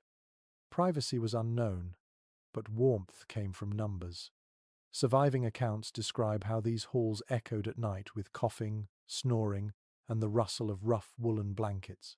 The air was thick, cold, and damp, but the sheer press of bodies meant the dormitory retained more warmth than an isolated chamber ever could. One chronicler remarked that the cloister was warmer than the Lord's tower, for the monks lay together like sheaves. In military life, the scene was harsher still. Soldiers billeted in castles or campaign encampments crowded into barrack halls. Long rows of men stretched across straw beds, weapons stacked nearby. Blankets were shared, and cloaks doubled as cover. The smell was pungent, sweat, leather, smoke, and straw mingling in a stew of humanity. Yet, for the exhausted, even this rough camaraderie became bearable. To sleep, shoulder to shoulder, was to survive the night. A curious observation appears in the rules of certain knightly orders. Candles were kept burning in communal halls not only for light, but to comfort the men with flame. The glow gave a psychological warmth, even if it failed to raise the temperature significantly. The symbolism of the flame mattered as much as its heat. Historians continue to debate whether communal sleeping was deliberately chosen for warmth or simply a byproduct of necessity. Some argue that the monasteries intended it as a form of discipline, a constant reminder that no monk had personal luxury. Others suggest the warmth of shared space was a practical advantage that just happened to align with spiritual ideals. The same ambiguity surrounds soldiers. Did they bunk together out of camaraderie, or because the cold made solitude impossible? Likely it was both. Now imagine yourself lying in one of these halls. The straw beneath you crackles as you shift. A neighbor coughs, another turns, the sound amplified by the vaulted ceiling. The smell of smoke and sweat hangs heavy, but the air is less biting than in a solitary chamber. Your wool blanket scratches your chin, and you tuck it tighter, grateful for the shared warmth even as you wish for silence. The rhythm of the dormitory is unmistakable. Snores rise and fall like waves, punctuated by the occasional murmur of a dream. Somewhere, a rat scurries across the rushes, ignored by men too weary to care. The draught still seeps in through the high windows, but the collective body heat dulls its edge. You may not feel cozy, but you feel safe, safer than you would alone in a vast, echoing stone room. Apprentices and household servants lived similarly. Castles were filled with side chambers and lofts where young boys or maids rolled out straw pallets, sometimes beneath staircases or in storerooms. They layered cloaks and huddled together, turning humble corners into makeshift bedrooms. Unlike nobles, they could not command warming pans or feather beds, but they had the advantage of proximity. Their sleeping quarters were smaller, more crowded, and therefore warmer. The sensory experience of these communal spaces was unforgettable. Rough wool against skin, the musky odor of bodies pressed close, the low hum of breathing, the scratch of straw, the faint drip of water from the ceiling. It was not peace in the modern sense, but it was endurance. People did not expect silence or solitude, they expected survival. So tonight, as you rest in your own bed, think of those long halls of monks chanting prayers before extinguishing the lights, of soldiers collapsing in rows after battle, of servants curling together in hidden corners. Their warmth came not from silk or fur, but from each other. Sleep in medieval times was as much about community as about comfort, a reminder that even in the coldest castles, survival was rarely a solitary act. You've settled into this crowded dormitory in your imagination, but even here, warmth isn't guaranteed. Fires must be tended, and in the middle of the night, someone always had to get up, stumble across the floor, and stoke the embers. Medieval sleep was rarely uninterrupted. People woke frequently, not just from the discomfort of straw or the coughs of neighbors, but from the practical necessity of keeping the fire alive. The medieval body clock was different from ours. People didn't expect a straight 8 hours of rest.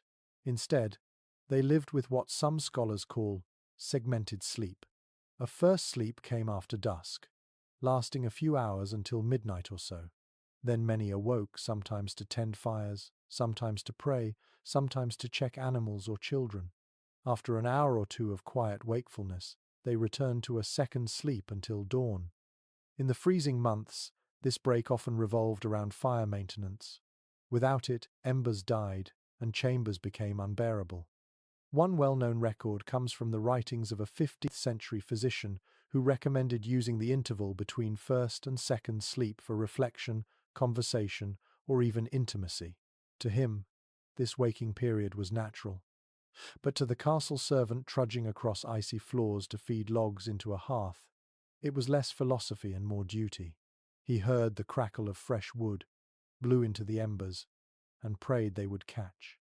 A curious custom appears in some rural accounts. Families assigned watch duties, especially in large halls. Each adult took turns rising to check the fire. In monasteries, bells rang at intervals through the night, calling monks to prayer and coincidentally ensuring someone was always awake to mind the heat. Sleep was not a private withdrawal from the world, but a shared rhythm, punctuated by responsibility. Historians debate whether segmented sleep was universal or more common in Northern Europe, where winter nights stretched long. Some argue it was dictated by necessity. The length of darkness simply made a single stretch of sleep impractical. Others suggest it was cultural habit, not entirely dependent on geography. The debate continues, but what remains clear is that tending the fire was at the heart of these nighttime rhythms. Imagine yourself waking in the dead of night. The room is silent, but for snores. You push back the blanket, feel the icy slap of air against your skin, and fumble for a log. Your feet crunch on straw, your breath rises in plumes, and your hands sting as you stir the dying embers. Sparks flare, logs catch reluctantly, and warmth pulses again into the room. You sigh with relief, knowing that for a few more hours, your companions will rest undisturbed. The sensory detail is unforgettable. The pop of wood, the faint glow pushing shadows back, the smell of smoke mingling with wool. Your fingers ache, but the satisfaction of reviving the fire steadies you. When you crawl back beneath the blankets, the bed feels all the warmer by contrast. Peasants in cottages lived by the same rhythm. Their hearths had no protective grates, only open flames on the floor, so a careless sleeper risked the fire, dying or worse, spreading. A family member always rose to adjust logs, poke embers, and keep watch. Sleep came in fits and starts, always tied to the heartbeat of the fire. And so you realize that medieval nights were not passive stretches of unconsciousness. They were negotiated, managed, and guarded. People rose, worked, prayed, checked on animals, whispered to loved ones, and then returned to slumber. In the darkness, life did not pause, it simply slowed, punctuated by firelight and breath. As you lie in your warm bed tonight, imagine the constant vigilance required in those stone halls. To close your eyes was never absolute. To sleep was to trust that someone would wake, feed the fire, and keep the cold from claiming the room before dawn. You've tended the fire, crawled back beneath the blankets, and tried to still your racing thoughts. Yet there was another medieval strategy for warmth, not born of practicality, but of longing for luxury. For some, the dream of a hot bath before bed lingered like a forbidden indulgence. Bathing was complicated in the Middle Ages. Heating water required immense fuel, and tubs were large, cumbersome things. A warm soak was far from an everyday habit. It was a special event, and often communal. But for those who could afford it, slipping into steaming water on a winter night was a kind of magic. Chroniclers describe noble women lowering themselves into wooden tubs lined with cloth, steam curling up in the lamplight, attendants standing by with warmed towels. To step out of such a bath and then slide between sheets was to feel, briefly, that winter had lost. A curious record from Paris notes that wealthy citizens sometimes ordered tubs placed near fireplaces so that the bather emerged into a chamber already glowing with heat. The air smelled of rosemary or thyme, herbs tossed into the water for fragrance and supposed medicinal benefit. For a short while, skin prickled with warmth, cheeks flushed, and the body felt prepared for restful sleep. Of course, such pleasures were rare. More often, people sought smaller comforts before bed. A cup of warmed ale, spiced wine, or hot mead was a common indulgence. The heat travelled inward, spreading warmth through the chest, lulling the body toward drowsiness. Some households kept stones near the hearth, wrapped them in cloth, and placed them at the foot of the bed, primitive hot water bottles that radiated heat for hours. One rather odd account tells of noble families filling leather pouches with heated sand to tuck between sheets. The sand retained warmth longer than stones and conformed to the body's shape.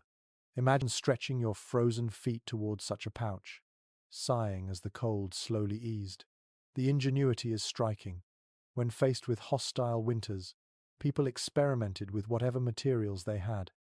Modern historians still argue over just how common such bedtime luxuries were. Were they occasional treats for the very richest? Or did middling families also practice them in modest form? Some suggest that warming drinks and heated stones were widespread, accessible to most households. Others believe they remained rare indulgences, remembered precisely because they were unusual. The debate reminds us that comfort itself was a contested privilege. Picture yourself in this imagined chamber. You sit before the hearth as a servant pours mulled wine into a cup. The scent of cinnamon and cloves fills the air, masking the odor of smoke and damp wool. You sip slowly, warmth blooming through your chest. Your eyes grow heavy, your limbs loosen, and when you finally climb into bed, the blankets feel less oppressive, more inviting. At the foot of the bed, a stone wrapped in cloth radiates faint heat against your toes. For once, you do not dread the night. The sensory impressions are vivid, the sweet tang of spiced wine, the hiss of a log collapsing into embers, the prickling warmth of heated stone. You drift into slumber with your senses saturated, your body convinced, however briefly, that comfort is possible. But here's the truth. Such indulgences were fragile. Heat faded quickly, drinks cooled, and by midnight the chamber was cold again.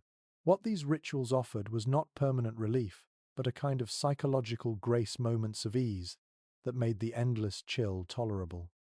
So as you rest tonight, think of how deeply medieval people yearned for warmth. They engineered clever tools, sought fleeting indulgences, and transformed even a hot drink into a strategy for survival. Their nights were not effortless, but they were resourceful, and every bath, every stone, every sip of ale was a small rebellion against the cold. Even after baths, heated stones, or mulled drinks, medieval people never relied on practical measures alone. Cold was not just a physical enemy, it was a spiritual and supernatural one too. Night was dangerous. The air itself suspected of harboring illness and malevolent forces. And so, people turned to charms, rituals, and superstitions to guard them as they slept. One commonly recorded practice was hanging amulets above the bed. These might be simple crosses carved from wood, small relics said to contain saintly power. or even herbs bound in little pouches. Rue, mugwort, and juniper were popular choices, believed to drive away not only evil spirits but also the night air, thought to be poisonous. Imagine lying in bed beneath a canopy strung with fragrant bundles, the scent mingling with the smoke of the hearth and the musk of wool blankets. Prayers were another shield. Monastic rules encouraged reciting psalms before lying down, and noble families often repeated paternosters or Ave Marias at the bedside. But even peasants whispered charms, half prayer, half spell, as they crossed themselves against frost or fever. Some murmured verses over children, pressing kisses on their foreheads to keep the night hag away, a figure blamed for suffocating sleepers. A curious detail appears in a German household manual from the 15th century. Sleepers were advised to place iron objects, such as a knife or scissors, beneath the bed or pillow. Iron was thought to repel demons and fairies that slipped into rooms during the long hours of darkness. The metal glinted faintly in the firelight, a silent guard against unseen intruders. And then there were rituals tied directly to warmth. One folk belief insisted that turning your shoes upside down beside the bed would keep frost from biting your toes.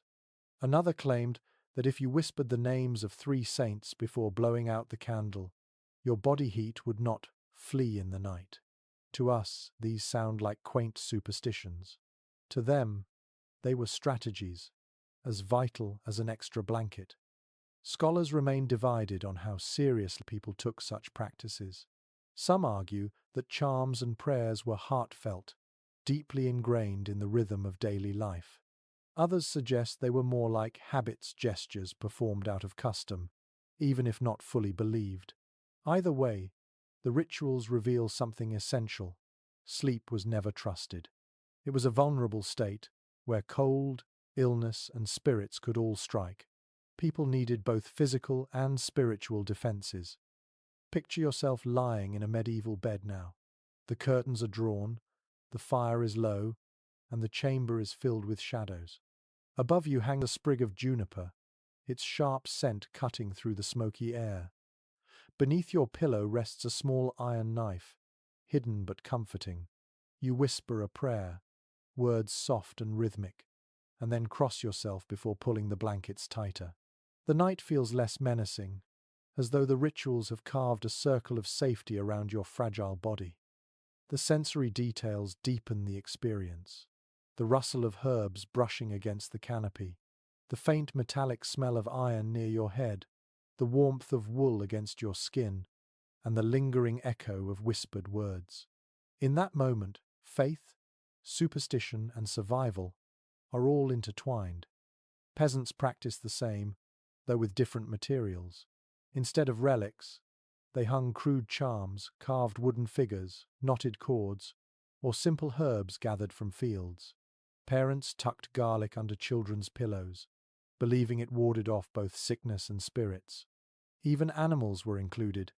Cows and sheep in byres were sometimes blessed before nightfall, their presence thought to strengthen the household against frost.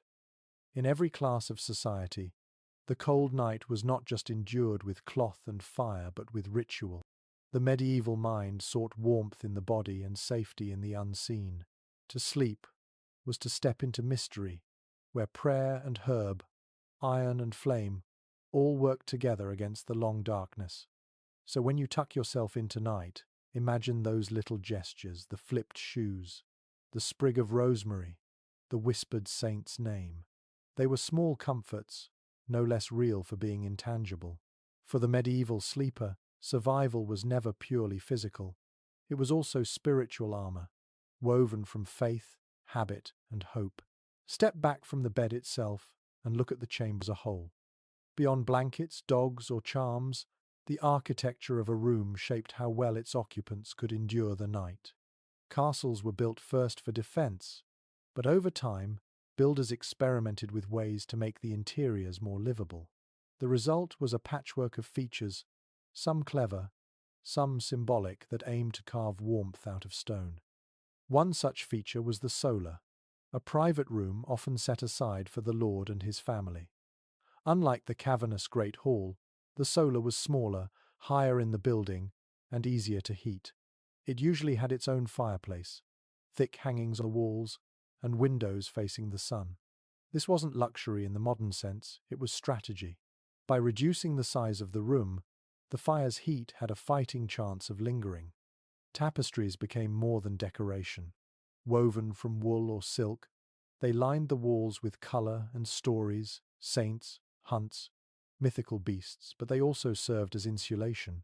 A tapestry might be 10 or 20 feet wide, heavy enough that servants struggled to hang it. Behind it, the damp stone was hidden, and the air near the wall grew a little less icy. Step close to one, and you could even smell the lanolin of the wool, earthy and faintly comforting.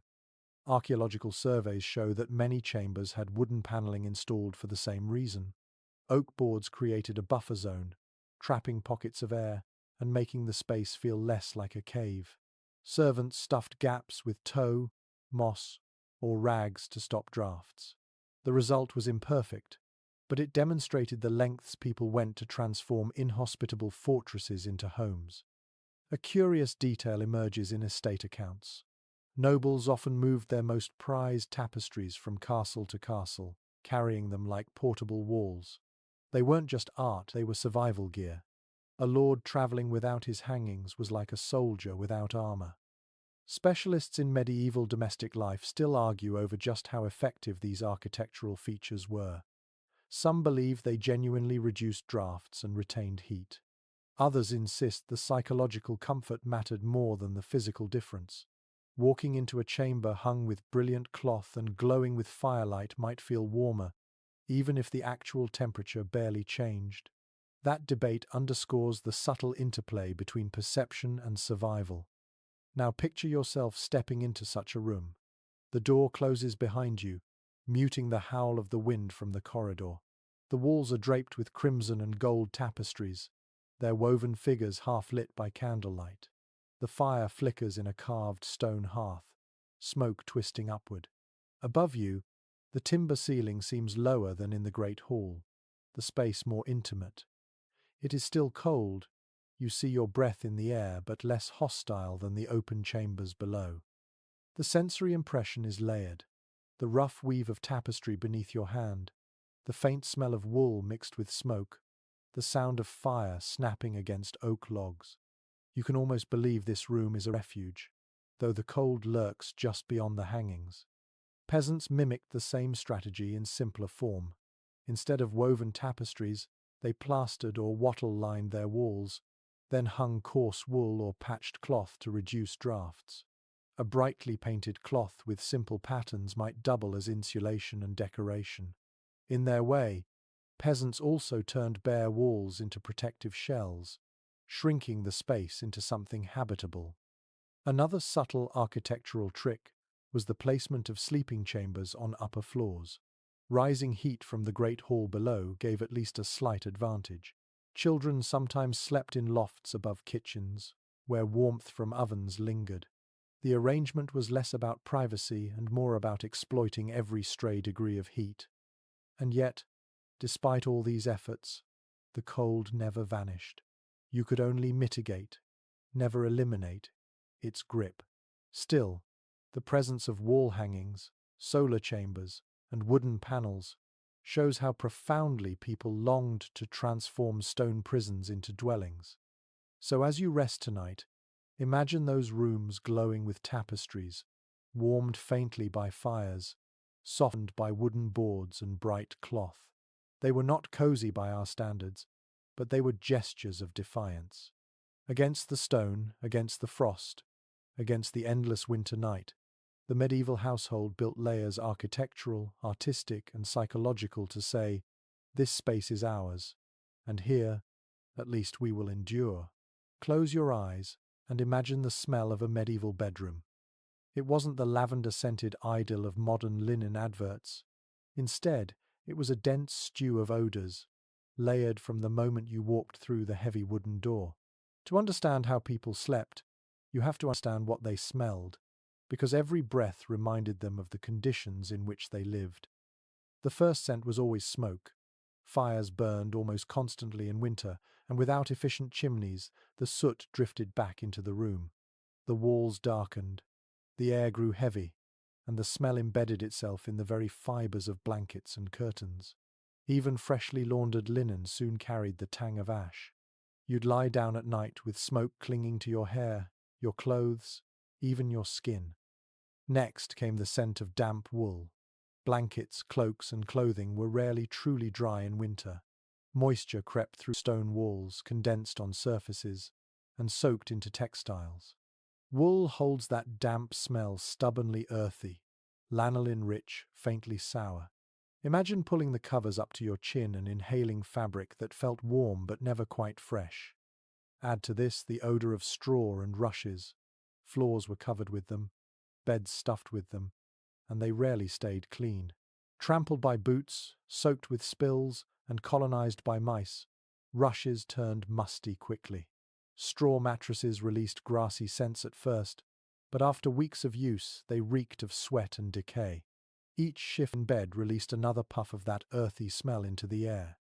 One curious note in a 14th century household manual recommended sprinkling dried herbs, rosemary, lavender, or meadowsweet, onto rushes to sweeten the chamber.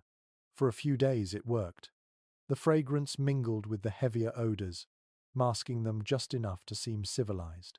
But soon the herbs wilted, crushed beneath feet, their scent fading into the background, while the sourness of old rushes returned. Then there was the human smell. Hygiene was limited, baths infrequent, and sweat constant. People slept in layers of clothing that absorbed the day's odors: leather, wool, unwashed skin.